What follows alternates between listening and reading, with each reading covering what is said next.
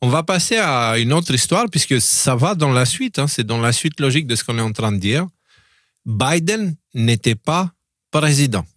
Le scandale historique des fausses signatures. Donc, aujourd'hui, on apprend que Biden, il avait des gros problèmes. Il n'était pas fonctionnel. D'accord? Il était incapable de prendre quoi que ce soit comme décision et de diriger quoi que ce soit. Et il est resté juste entre président. Ça, oui. C'est deux genres de choses qui sont en train de sortir dans l'actualité d'aujourd'hui, mercredi 21 mai. Là, ça fait 2-3 jours que tout le monde est en train de s'écharper sur le fait qu'en fait, mais tout le monde savait qu'il était incompétent, débile et qu'il arrivait même pas, à aller tout seul aux toilettes. Ouais. Mais pourtant, tous les médias nous ont dit non, ça n'arrive pas. Donc ça, ce sont des choses non seulement qui sont avérées, mais en plus maintenant qui sont vraiment, en tout cas sur la scène médiatique américaine, sur la place publique, et tout le monde en parle. Donc et cette histoire, elle en dit long sur les révélations, ok? Elle en dit long sur comment les pays sont dirigés, ok? Et pourquoi aussi la Bible appelle ça une prostituée, tu vois? Là, c'est un exemple typique de prostitution d'une structure de pouvoir, ok? Là, on apprend que Joe Biden était incapable de prendre des décisions, donc incapable de faire des contrats, de signer des papiers, des documents, etc. Donc, ils avaient pris un stylo automatique qui copiait la signature de Biden et alors c'est justement la question, qui sont ces ils? Ils ont pris ce stylo automatique et ils ont signé ce qu'ils voulaient. Clairement, Biden, c'était pas le président et maintenant, ça devient une évidence. À l'époque, c'était complotiste. Aujourd'hui, c'est pas complotiste. Oui. Il y a des éléments, là, tu poses cette question qui est très intéressante, sur le qui. Alors, je pense que tu l'as pas rajouté, mais il y a quelques jours, il y a une vidéo de Projet Veritas qui est en train de sortir, où ils interrogent, je sais plus qui est le proche de la Maison-Blanche, bref, un homme de pouvoir de l'ombre de la Maison-Blanche. Et vous savez comment ça se passe, un Projet Veritas. Ils mettent certainement quelqu'un qui est très, très au goût de la personne qui est interrogée, donc très certainement une très jolie nana ou un très joli mec, dépendamment de l'orientation sexuelle de la personne en face. C'était le Chief of Staff de Biden. Chief of Staff. Et on lui pose la question, alors du coup, d'après vous, c'est qui les hommes de pouvoir de la Maison-Blanche? Si de Biden, il était à côté. Et il donne 4 noms, 2 personnes que moi, personnellement, je ne connaissais pas. Donc, effectivement, des hommes de pouvoir, mais des coulisses. Et donc voilà, cette vidéo est intéressante. Donc ça fait quand même... Ça, plus ce que tu es sur le point de déclarer là sur l'autopen, ça fait beaucoup de choses là qui viennent de tomber en quelques jours, et ça a tout l'air d'être une attaque, enfin pas une attaque, mais en tout cas des révélations coordonnées en fait. Que Projet Veritas sorte cette vidéo au moment où on a les histoires sur la santé de Biden, au moment où on a Trump qui fait sur l'autopen, voilà, il y a quelque chose de coordonné là-dessus, ça doit pas comme le nez au milieu de la figure. Et le truc, c'est qu'il y a quelque chose de coordonné qui est en train de révéler quoi? On continue avec les révélations. Mets-toi dans la peau d'une personne qui pense qu'il va aller voter pour un président et ce président va prendre soin de lui. Et donc, du coup, il va choisir parmi la liste. Il va dire, OK, lui va être mon président. OK? En espérant que ce président va s'occuper de son cas à lui. Alors, pas forcément personnel, mais social plutôt. Tu vois, son niveau social. Et maintenant, cette personne, elle apprend qu'en fait, le président, en fait, c'est pas lui qui signe les trucs. Ce sont des personnes derrière lui. Le président est juste une façade. Okay? Mais maintenant, la question que moi je pose, c'est pourquoi ce serait que Biden et pourquoi ce serait que les présidents qui sont un peu attardés qui seraient dans cette position-là? Et pourquoi, par exemple, quelqu'un comme Macron, il ne serait pas exactement pareil? C'est-à-dire quelqu'un de totalement influençable. Alors, on n'utilise pas forcément un autopen avec Macron, mais on peut le programmer mentalement pour le faire ce qu'on veut. Tu vois, ceux qui le contrôlent. C'est-à-dire déjà depuis longtemps, en fait. C'est-à-dire, à mon avis, mon avis qui n'engage que moi, un Macron, il a été élevé depuis son plus jeune âge pour arriver à ces fonctions-là. J'ai pas grand-chose pour vous pour le baquer, donc ça reste juste mon opinion, donc prenez ça pour ce que c'est. Mais déjà, on a des précédents historiques. Mais un président comme Nixon, vous savez comment il a été recruté, Nixon? Non. Nixon, il a été recruté avec une pub dans le journal. Ils ont mis une pub, ouais, on cherche un type aux dents longues qui préfère n'importe quoi pour des histoires de pouvoir. Donc c'était une annonce qui était volontairement cynique, Exagéré, tu vois, dans ses propos. Cynique, exagéré, du genre on tirait sur le côté complètement amoral et limite comique de la situation. Alors là, je te parle des années 60, hein, Nixon, quoi. Et c'est comme ça que Nixon a été recruté par Hill, hein, les barons voleurs, tu les appelles comme tu veux, quoi. C'était dans ce documentaire là dont on avait, bref. Alors justement, Richmond c'est là tu as dit le truc, tu as parlé des barons voleurs. Donc pour ceux qui connaissent pas les barons voleurs, vraiment, on vous conseille fortement. Tiens Thierry, si tu veux bien partager l'écran. Ça c'est notre site. Quand vous arrivez, vous avez ici la catégorie révélation. Et dans les révélations, vous avez tous les épisodes dedans. Et il se trouve que celui des barons voleurs, c'est la base de tout, c'est le tout premier. Parce qu'en fait, quand on apprend cette histoire-là, je m'étais pris la tête, j'avais pris des abonnements à New York Times pour entrer dans leurs archives et tout, pour faire cet épisode-là. Que d'ailleurs, j'ai réalisé que je continue à payer jusqu'à aujourd'hui, mais... ouais, c'est pour ça que je me rappelle. Envoyez-nous des sous, on va bien les dépenser. Dans cette vidéo, je vous montre un petit peu comment étaient perçues certaines familles en Europe par la presse mainstream de l'époque de 1905. Et je prends les articles directement du New York Times, des articles de 1905, 1908, des trucs comme ça. Allez voir, cette histoire-là, elle explique beaucoup sur... justement sur comment on est arrivé à avoir aujourd'hui des présidents que c'est juste des marionnettes qui tirent les ficelles. C'est eux qui tirent les ficelles. Ici, les barons voleurs, c'est eux qui tirent les ficelles. Oui. Et en plus, pas directement, d'une manière relativement directe. On avait parlé, par exemple, pour Macron, du cardinal de l'ombre de la République qui était Alexis Kohler. On a parlé de la pieuvre McKinsey. Ce sont tous des réseaux, en fait, de conseils, etc. Voilà. C'est Attali, voilà. Ce sont tous ceux, les mains invisibles, en fait, qui disent non, le bien à faire, c'est ça. Et ils bénéficient d'une autorité sur le président qui est indiscutable. Et ce, depuis... Et dans un contexte... Depuis Mitterrand, je crois, Attali. Au moins, depuis Mitterrand. Dans un contexte d'actualité, où qu'est-ce qui se passe en Union européenne, là, vous avez vu un peu le sketch de l'élection en Roumanie, quoi. Les peuples se prononcent. Ah ouais, non, lui, on l'aime pas. Il est genre manipulé par les Russes et par TikTok, hein, ça c'est sûr. Hein. Donc on te refait une élection. Il y a les télés qui s'arrêtent de fonctionner pile au moment où on est en train de recompter les voix. Et au bout d'un moment, on a quoi ? On a le candidat de l'OTAN et du Deep State qui est en train d'être élu. Tout ça avec des révélations en ce moment. Vous avez vu qu'on est quand même dans l'eau chaude. La Pavel Durov, donc le PDG de Telegram, qui a dit explicitement sur son compte internet, c'est les services secrets qui sont venus me chercher, genre pour faire, on va lutter contre le terrorisme et la pédocriminalité, mais en fait, ils voulaient juste lutter contre les voix dissidentes qui s'exprimaient en Roumanie et dans un autre pays, je me souviens plus lequel, et il a enchaîné en disant, j'ai rencontré tel mec, le chef des services secrets français, quand la diplomatie française a dit non, c'est de la théorie du complot, c'est pas vrai tout ça. Donc, en fait, fake news. Cette histoire d'autopeine dans un contexte où si on a un petit peu les yeux ouverts et qu'on arrive à connecter les points, on se rend compte que si jamais tu votes comme la télé te dit de voter, c'est bon, t'as pas de problème, mais dès que tu commences à voter contre, on annule et on recommence. Et ça fait depuis 2005 en fait que le message il est en train de passer dans la tête, notamment du peuple français. Donc c'est pas négligeable. Si tu parles de Pavel Durov et de comment il fonctionne pour manipuler la parole, je vous propose juste quelques posts de ce thread. Un nouveau rapport révèle la campagne de propagande secrète de 649 millions d'euros menée par l'UE contre la liberté d'expression. MCC Bruxelles révèle que la Commission européenne finance un vaste réseau visant à supprimer la dissidence sous couvert de lutte contre le discours de haine et la désinformation. Je continue, je vous fais tout le...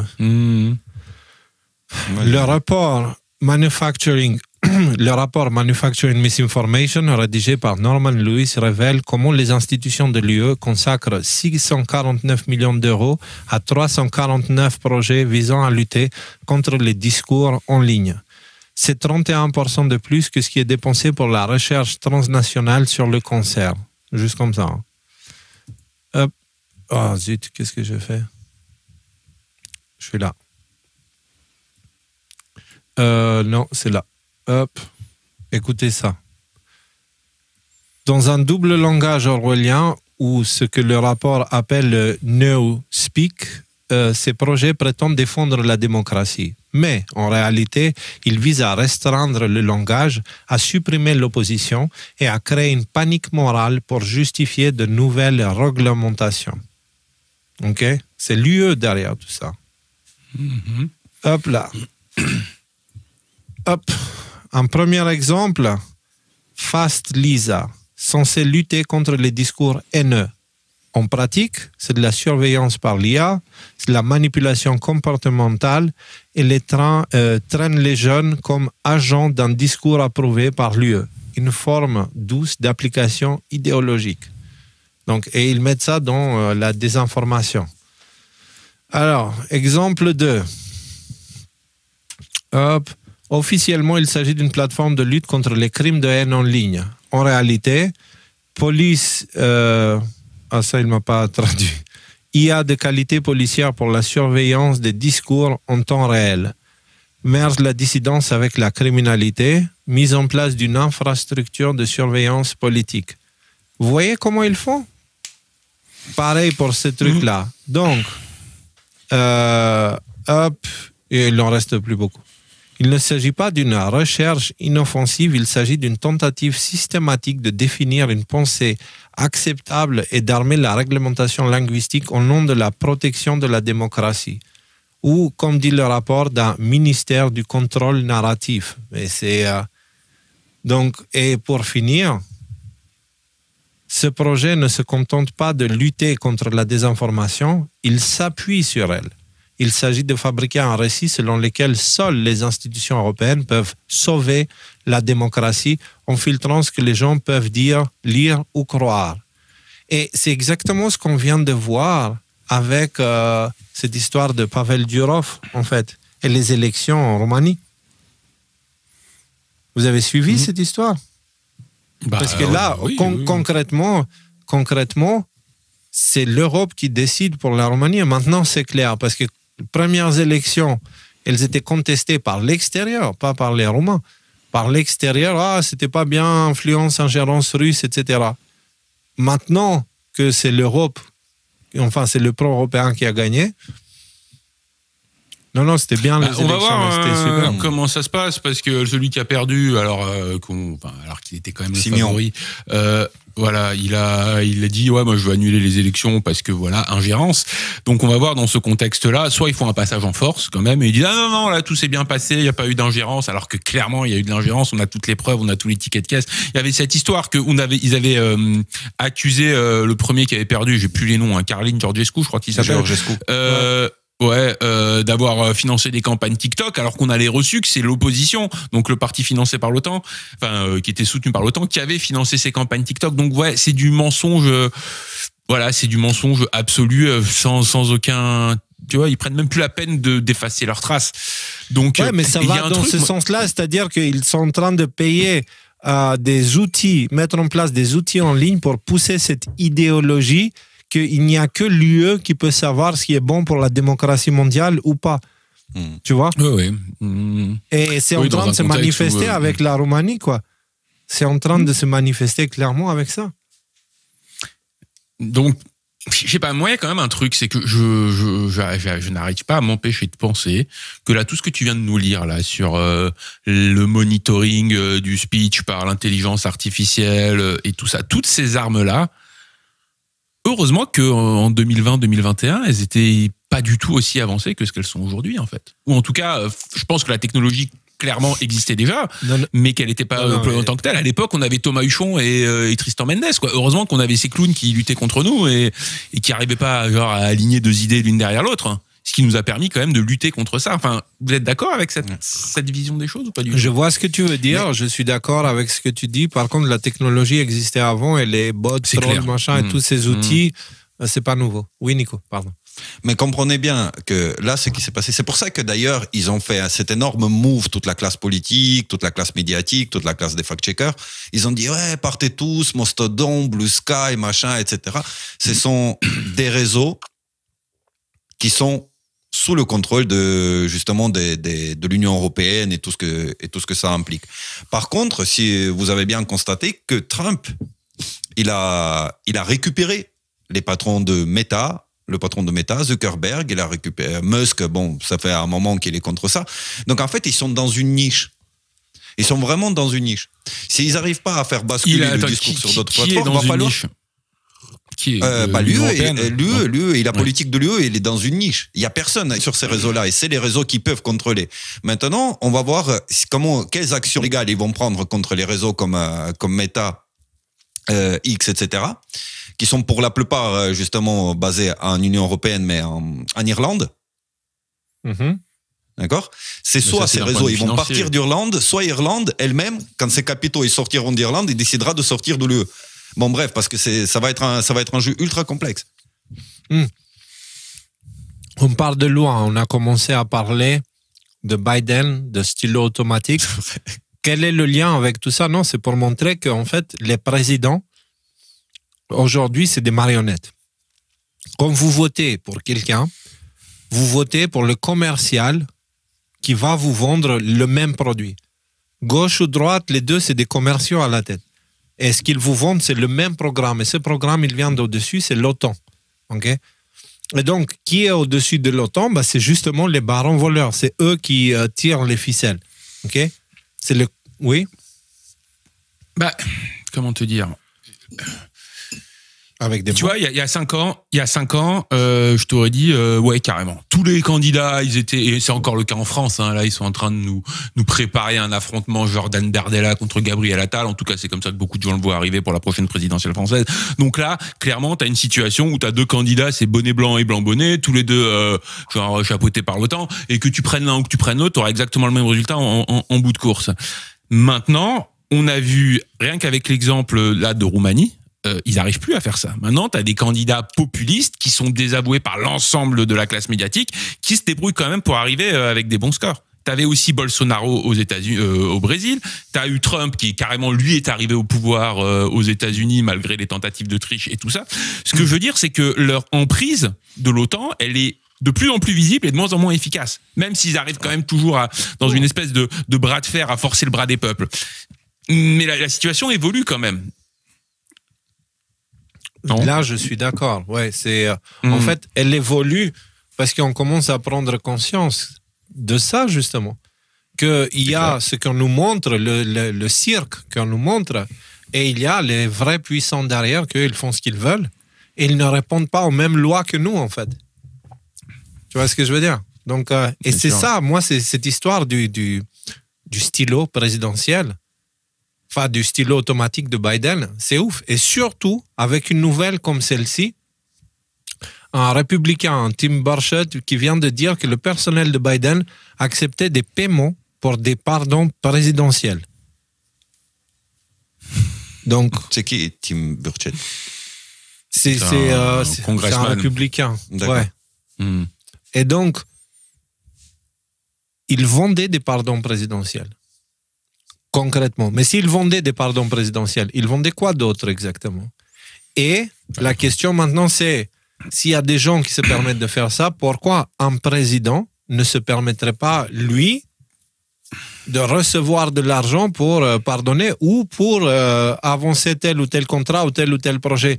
Vous comprenez ce que j'essaie de dire? C'est que le problème, ce n'est pas la personne. Ce n'est pas la personne le problème, c'est le trône. Le problème. Peu importe qui tu mets dessus, c'est le trône. Et ce trône-là permet à la corruption d'exister. Parce qu'une fois que tu es là-haut, il n'y a plus personne au-dessus de toi pour te contrôler. Avant, écoute, Léo, je trouve que c'est encore plus grave que ça, en fait. Parce qu'avant, tu avais quand même une espèce de jeu de genre, on est dans la démocratie. Au moins, c'était le peuple qui était supposé choisir parmi des candidats présélectionnés qui s'asseyait sur le trône. Donc alors après que le mec qui s'asseyait sur le trône, il devenait hyper corrompu et tout ça, je veux dire ça on était tous d'accord et on a déjà de bonnes raisons de se choquer de cette situation-là. Mais maintenant, la personne que tu choisis pour être sur le trône, c'est plus elle qui est corrompue. Elle est là juste pour prendre des photos, pour dire hey, je suis président, regardez, c'est cool. Et c'est d'autres gens, t'as même plus aucune idée qui c'est, qui se permettent de faire cette corruption, qui se permettent de vendre ceci et cela. Ça me rappelle, vous vous souvenez l'histoire des coches bleues là qui étaient vendues sur Twitter à l'époque où on pouvait plus les acheter pour 8 € par mois.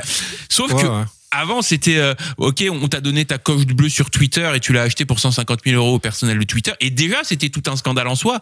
Là, maintenant, on est en train de parler de pardon présidentiel, de gens comme Anthony Fauci qui a toute la pandémie de Covid et toutes les conséquences. Quand même, il y avait une grosse partie qui retombe sur ses épaules à lui, qui se serait acheté un pardon présidentiel, alors que pour l'instant, personne ne l'accuse de rien. Il a été condamné par rien, en fait, Fauci, pour préemptivement se pardonner des problèmes qu'il pourrait avoir avec la justice, dans une affaire qui s'apparente à du crime contre l'humanité. Enfin, faut se rendre compte un peu du degré complètement délirant dans lequel on est rendu. Et après, il y a des gens qui te disent ouais, mais si t'es pas content, t'as qu'à aller voir en Corée du Nord, c'est pire là-bas. Enfin, voilà. Mais quelles implications? Tout le mandat donc du coup de Biden, avec cette histoire d'autopen, il peut légitimement être déclaré nul et non avenu. Nul et non avenu. C'est le truc, parce qu'il y a un aller-retour avec le Congrès. Tu sais, le président, quand même, il est obligé de valider ou il valide une proposition, le Congrès valide et vice-versa. C'est un aller-retour qui se passe. Mais forcément, s'il y en a un des deux côtés qui n'a pas en fait l'autorité authentique, ça veut dire quand il y a la fausse signature, il n'y a pas d'autorité authentique, ça veut dire que tout ce qu'il a fait est complètement nul. C'est pour ça que, d'ailleurs, tu vois, maintenant qu'on parle de ça, c'est pour ça que j'ai dit pourquoi Trump, il demande, maintenant il a présenté les sous que les États-Unis ont filés à l'Ukraine comme étant un prêt, alors que c'était pas un prêt à l'époque. Mais parce que justement, ce n'était pas la décision du peuple américain, c'était pas le représentant du peuple américain que ça fait, c'était une subtilisation des fonds américains. Ah, oh purée. Ah ouais. Ok, je vois ce que tu veux dire, c'est-à-dire les implications géopolitiques globales. Elles sont genre tous les contrats aussi que Biden a signés, etc. En gros, ils ont piégé le monde, en fait. Ils ont piégé le monde. Tu sais, ils ont laissé... Attends. Ils ont laissé, enfin, à part il, maintenant, on va mettre tout et n'importe quoi. Ils ont laissé un président marionnette évidente signer des choses, des contrats, que ce soit avec des gens très puissants ou carrément avec des États, ok, négocier des contrats, etc., etc., ensuite, les lancer dans ces choses-là pour que 4 ans plus tard, il y a quelqu'un qui vient qui leur dit bon, bah, tout ça, c'est caduc. Et qui est plus vrai, c'est complètement illégal et vous allez être tous jugés, vous allez tous passer devant des cours parce que vous avez abusé du peuple américain et des États-Unis. Oui, mais attends. Parce que ça a des implications plus profondes. Hein. Ça pourrait, en termes de si quelqu'un, c'est un cours de génie militaire jamais vu dans l'histoire. Si les États-Unis voulaient faire la guerre au monde entier, ils s'y prendraient pas mieux.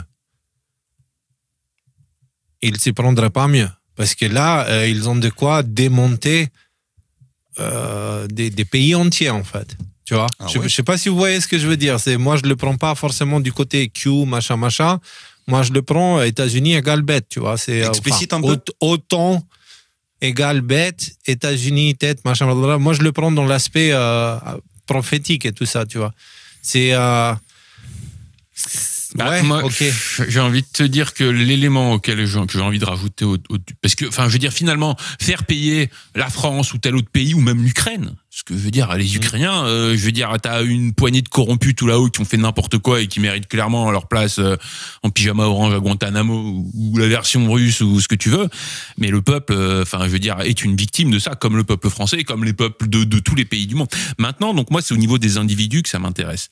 Les gens qui ont complètement sont allés à l'encontre du processus démocratique le plus fondamental, sont impliqués à titre personnel, peuvent être tenus responsables de tout cet argent que tu mentionnais qui a été perdu et tout ça. Tu rajoutes là-dessus l'ordre exécutif 13848, vous savez, celui-là dont on vous a parlé depuis 5 ans, qui te dit toutes les personnes qui sont impliquées dans de l'ingérence, dans de la fraude électorale aux États-Unis.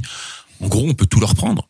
On va leur enlever les avoirs, on va leur friser leurs assets, on va, je sais pas, il y avait 5 pages de sanctions, mais notamment, on peut te prendre tout ce que tu veux. Les puissants qui sont impliqués, parce que je veux dire, c'est pas Madame Michu qui a mis Biden au pouvoir. Tous ces puissants, tous ces organes de presse et tout ça, même des gens au niveau de la réserve fédérale et tout ça, sont impliqués et on peut leur saisir tous leurs avoirs. Je sais pas, c'est imminent de voir ce piège se refermer. En tout cas, il y a quand même cette espèce d'odeur. Bon, moi, j'espère que déjà on donne plus de date parce qu'on a appris des erreurs du passé. Mais je veux dire, on sent que l'étau se referme. Le jour où il se referme, les conséquences sur des tonnes de gens vont être gigantesques. Et on se rappelle au milieu de tout ça, vous vous souvenez, c'est les enveloppes fermées là, les indictments, les seal indictments. Donc, c'est-à-dire tous ces mises en accusation. Dont on sait qu'elles existent, mais on ne sait pas qui elles concernent parce qu'elles sont scellées. Et ça, c'est un processus de la justice américaine. On dit, quand on veut faire un grand coup de filet pour choper tout le monde en même temps, on crée tout ça et puis on ouvre les enveloppes quand on décide d'ouvrir les enveloppes. Et comme ça, on arrête tout le monde en même temps et ça permet pas, genre, à l'ennemi de se réorganiser derrière. Et on sait qu'il y en a des tonnes. Ce serait intéressant d'aller voir combien il y en a. Attendez, je vous laisse continuer pendant que. Bah oui. Et t'imagines, les États-Unis, ils ne reconnaissent pas la Cour pénale internationale parce que, bon, de toute manière, c'est évident, c'est du pipi de chat. À part condamner quelques dirigeants africains qui ne peuvent pas se défendre, tu vois, eux, ils font rien de spectaculaire. Par contre, demain, s'ils émettent des actes d'accusation contre Zelensky, machin, etc., je peux te dire qu'ils peuvent fuir nulle part, ces gars-là. Nulle part, ils peuvent fuir. Voilà. Et c'est pour ça qu'ils s'échient dessus, comme ça. C'est pour ça que Zelensky, il a vendu son pays sur une durée indéterminée. Putain, mais les Ukrainiens, s'ils voient pas ça, c'est un exemple. Mais imaginez pour les autres, parce que pour les autres, ça va être pareil, mais plus discret. Zelensky va servir d'exemple. À durée indéterminée, les sols ukrainiens appartiennent aux États-Unis maintenant. Le sous-sol ukrainien a duré indéterminée, c'est-à-dire que jusqu'à la fin des temps, en fait, en quelque sorte. Jusqu'à la fin de ce que pays existe. Pourquoi ? Parce que le mec, il a dit, s'il vous plaît, Trump, je donnerai tout, juste ne me poursuivez pas. Parce que là, si les États-Unis le poursuivent pour les détournements et pour les choses qu'il a commis contre les États-Unis, en fait, ce qu'il risque, c'est au minimum la perpète, quoi. Enfermé ad vitam aeternam, à jamais. À Guantanamo. Alors juste en première approche, apparemment l'information des seal indictments qui sont disponibles, elle était disponible en 2022 sur des sites officiels, mais elle n'est plus rendue publique par des organes officiels. Donc il y a juste des estimations qui valent ce qu'elles valent. Du coup, on peut pas se baser là-dessus. En 2022, c'était beaucoup déjà. C'était 500 000. Ouais. C'est quand même fou. Vous remarquez là, on a fait quasiment un sujet depuis le début de l'émission et c'est en gros, c'est la corruption et comment maintenant c'est visible. Prenez l'histoire du stylo de Biden, des fausses signatures de Biden. Ça déjà, ça révèle la corruption et on parle des États-Unis, bordel. C'est pas un petit pays, quoi. Tu vois, il y a des gens qui pouvaient acheter le pouvoir américain et là, ça veut dire c'est fini, tu vois. C'est fini. On parle des élections en Roumanie et comment l'Union européenne cherche à se faire passer pour le gentil de l'histoire et celui qui possède le droit de déterminer ce qui est démocratique ou pas. Et ce qui est fasciste par définition, tu sais. c'est celui qui pense pouvoir décider ce qui est bien ou mal pour un autre pays, clairement... Ce qui est intéressant, si on revient sur cette histoire de Biden, c'est que, regarde, si tu vas dans le dump, il y avait un trouf, là, genre 3-4 postes avant la fin, là, de Trump, qui date de hier, où en gros, il dédouane complètement Joe Biden de tout ce qui s'est passé. Ah oui. Je pense que ça vaut le coup de le traduire, celui-là, parce que quelque part, ça valide limite l'idée que Joe Biden, il était dans le coup depuis le début, en fait. Tu vois, il a joué son rôle d'acteur, qu'il était l'ennemi public, officiel. Alors, est-ce qu'il était vraiment complètement,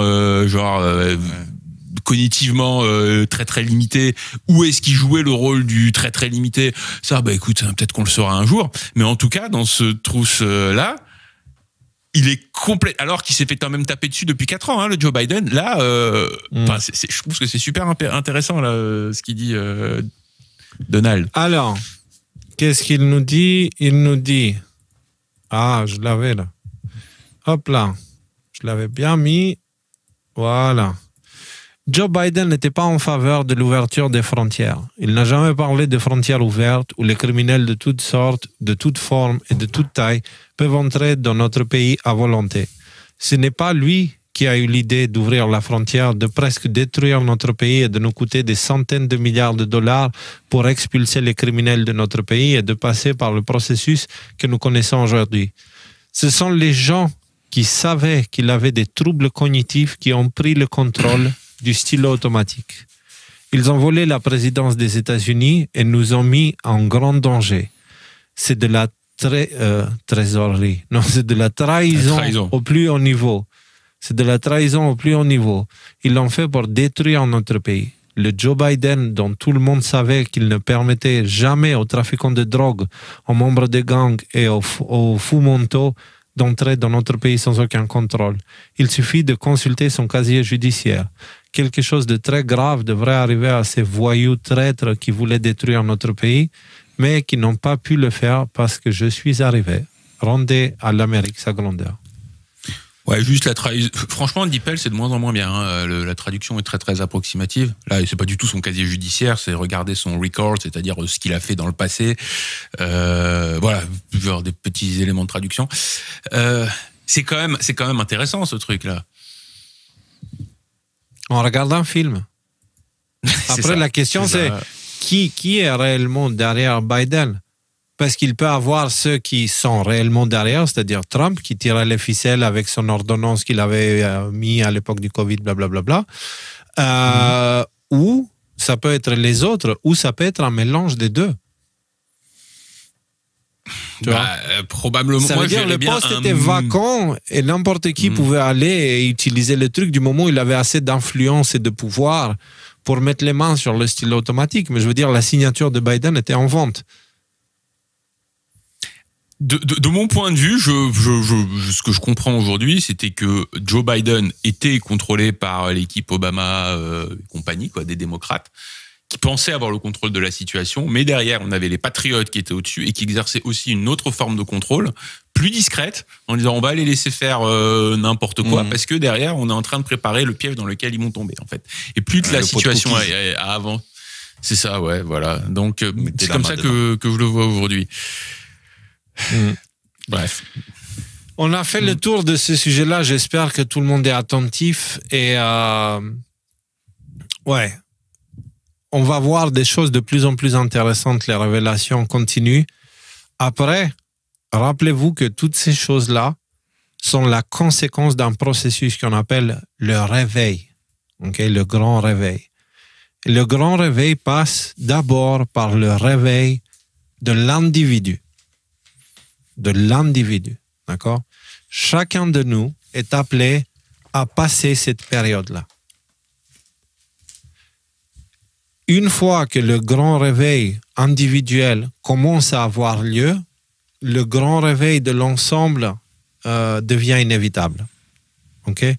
Donc, ça veut dire les révélations commencent à l'échelle individuelle d'abord et ensuite elles se manifestent à l'échelle globale.